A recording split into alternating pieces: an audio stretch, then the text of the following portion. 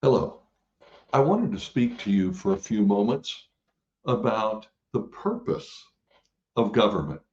You see, the majority of my proposals for when I become the next governor of the state of Indiana are rooted in the idea that the purpose of government is to secure our individual rights.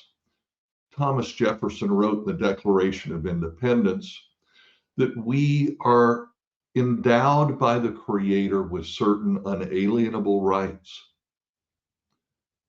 that to secure these rights, governments are instituted among men. I think it's really important that when we talk about things like cutting taxes, reducing the size and scope of government, rolling back all of the big government expansion that has happened in the executive branch in Indiana over the last 8 years, that we put it through that lens of, are we talking about things that secure our individual rights? Or are many of the things that I am talking about getting rid of actually infringements on somebody's rights? You see, I believe that the property tax is an infringement on your right to own your property. I believe that asset forfeiture in every instance is an infringement on your rights to own property.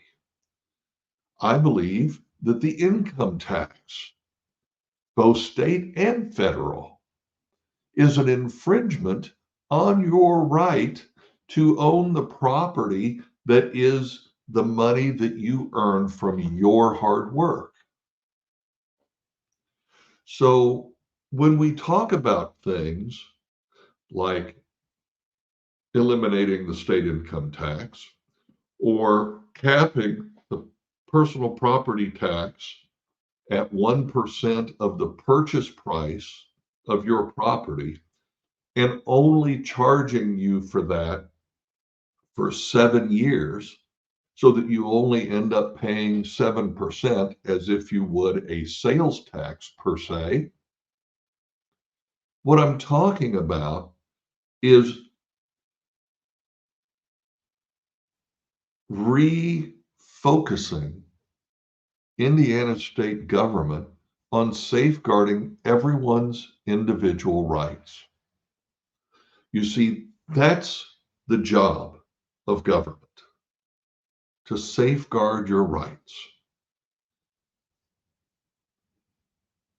That should be the only focus of government, not to take money out of your pocket to entice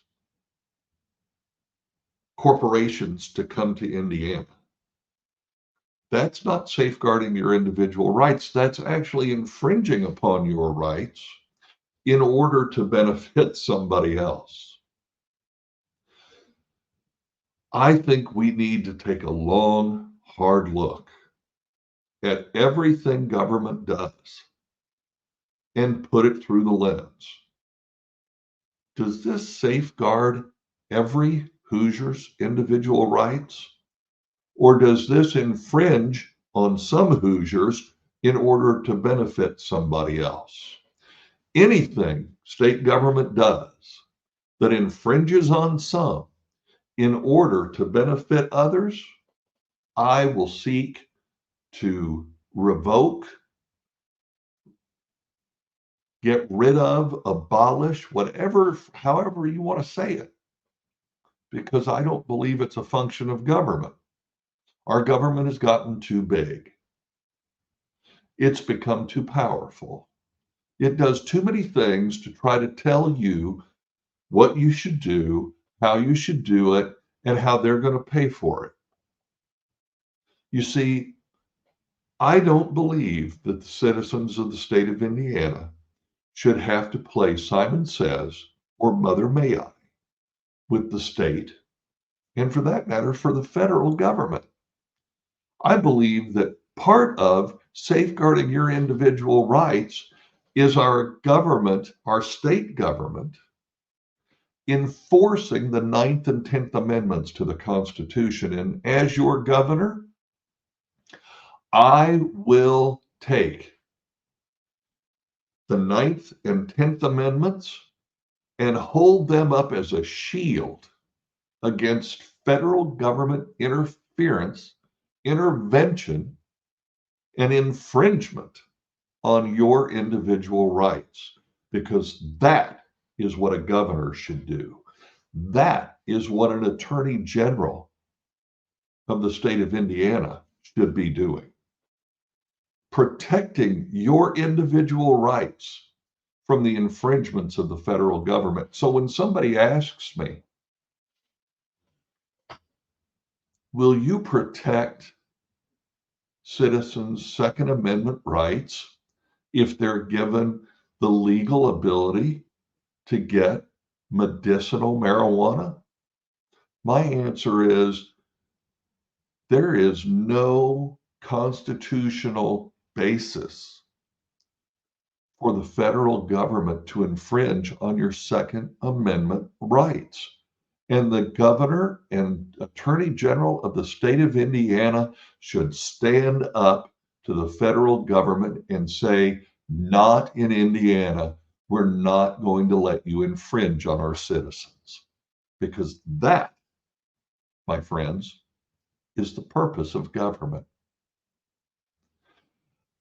I hope that you will support my candidacy for governor. If you'd like to learn more about my position on the issues, please go to rainwaterforindiana.com/issues, or just click on the issue button on the menu. If you would like to volunteer for the campaign, go to rainwaterforindiana.com, click on the contact button and volunteer. And of course, in order for us to get our message out to everybody in the state of Indiana, we could use your financial support. Please consider donating to our campaign. Go to rainwaterforindiana.com and click on that donate button. Thank you so much. Have a great day.